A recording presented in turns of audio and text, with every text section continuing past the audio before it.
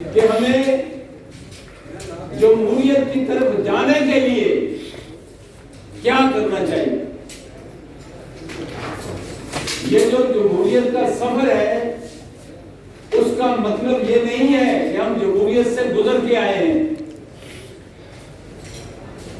हम जमहूरियत की तरफ जाना चाहते हैं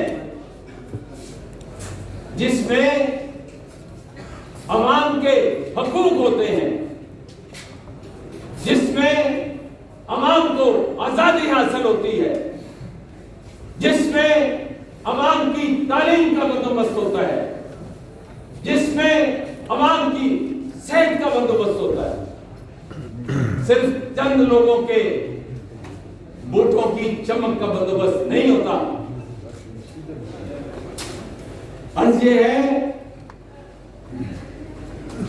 कि पाकिस्तान पीपल्स मूवमेंट सिर्फ इसलिए वजूद में नहीं आई कि किसी की हुकूमत चली जाए और किसी की हुकूमत आ जाए। एक जमाना था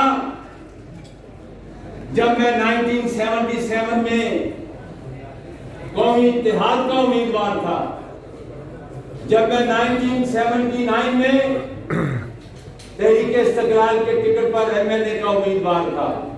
मैं भी इक़्तिदारी सियासत का हिस्सेदार था।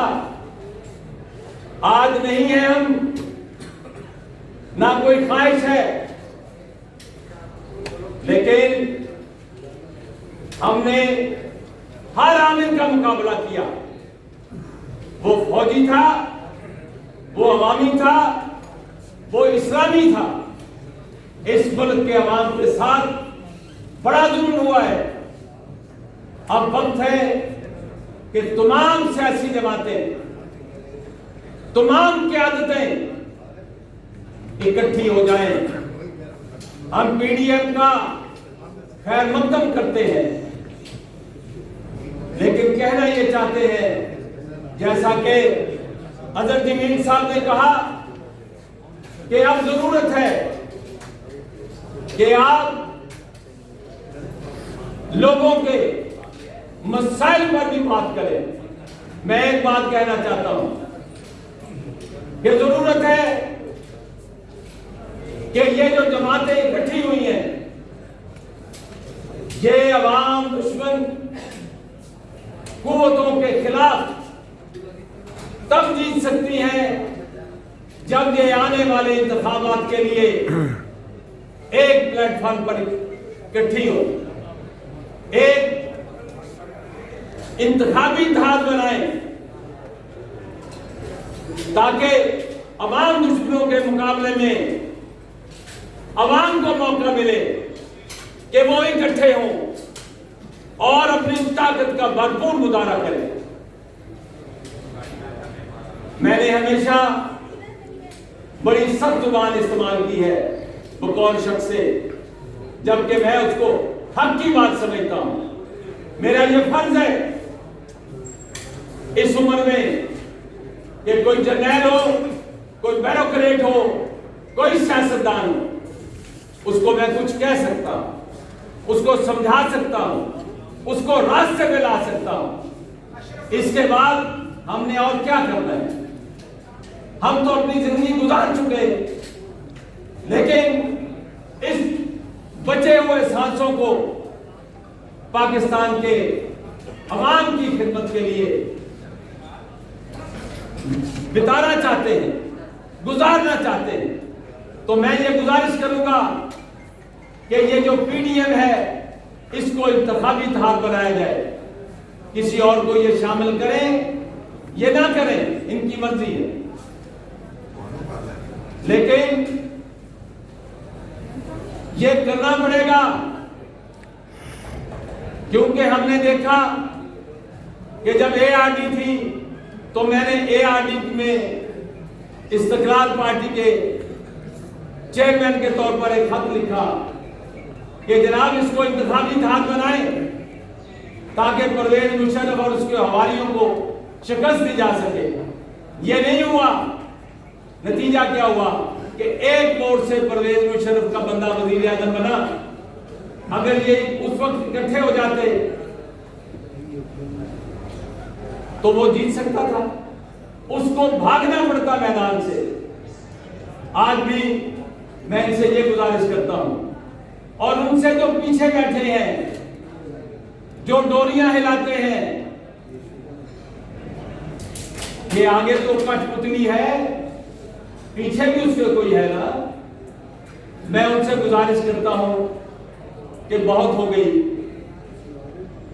अब आपको ऐसा काम करना है कि आप अपने घर चले जाएं, अपनी बैरक्स में चले जाएं, अपनी वो जिम्मेदारी अदा करें जो आईन आपको इजाजत देता है।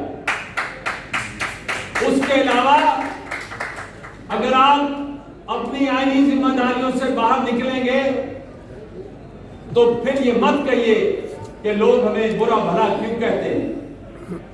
आप सियासत करेंगे तो फिर सियासी जुबान में आपके बारे में गुफ्तगू की जाएगी। हम नहीं चाहते, हम आपकी वर्दी को मैला नहीं करना चाहते। ये जो जहां बैठे हैं हमारे जजेस, हम नहीं चाहते कि इनका कलम जो है वो टूट जाए, लेकिन इनको सोचना पड़ेगा। 28 जुलाई को जब फैसला आया और मियां नवाज शरीफ साहब घर चले गए, ये एक स्याह दिन था। जब दूसरा फैसला आया कि ये ताउम्र नहल है, वो भी एक स्याह दिन था। ये कोई मुस्लिम लीग का मसला नहीं है, ये पाकिस्तान के आइन का मसला है, पाकिस्तान के अवाम का मसला है। कोई भी वजीर आजम हो, आप उसके साथ यही सलूक करते हैं। क्या किया आपने मोहम्मद अली कोंगरा के साथ, क्या किया आपने ख्वाजा नाज़मुद्दीन के साथ? क्या वो कुरब थे, उन्होंने जायदादें बनाई थी? ये सारे का सारा बहाना है।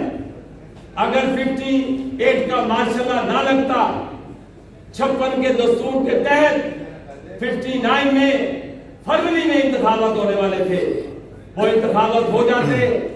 मैंने एक छोटे, उस वक्त मेरी उम्र थोड़ी थी, लेकिन मैं खान कयूम खां के उस जलसे और रैली का हिस्सा हूं, क्योंकि मेरे वालिद साहब मुस्लिम लीगी थे, मैं भी उसमें शामिल था रैली में। मुस्लिम लीग जीत रही थी, लेकिन उस वक्त सिकंदर मिर्जा और अयूब खान ने साजिश की, और उसके बाद से पाकिस्तान में कभी रोशनी नहीं आई, अंधेरे ही रहे। हम सबको मिलकर इन अंधेरों को खत्म करना है। परवेज रशीद साहब, आपको जिस बात का किसी मेरे दोस्त के कहने से दुख हुआ है, मैं आपके साथ शरीक हूं, लेकिन हर जो शख्स है, हर जो इंसान है, वो अपने जज्बात रखता है, उसकी अपनी राय है। यही हक है सबका। इसी के लिए जद्दोजहद है कि हर कोई अपनी राय का इजहार कर सके। और ये जो स्टेज है पीटीएम का, यहां हर बंदे को हक है कि वो अपनी राय का इजहार करे, लेकिन ये कि किसी की कोई तौहीन करे, ये जो गालम गलोच ब्रिगेड तैयार किए जाते हैं, हम इसकी मजम्मत करते हैं। ये पाकिस्तान की सियासत को गंदा कर दिया इन लोगों ने, क्योंकि ये बुनियादी तौर पर गैर सियासी लोग थे और किसी के कहने पर, किसी की उंगली के जरिए आए हैं।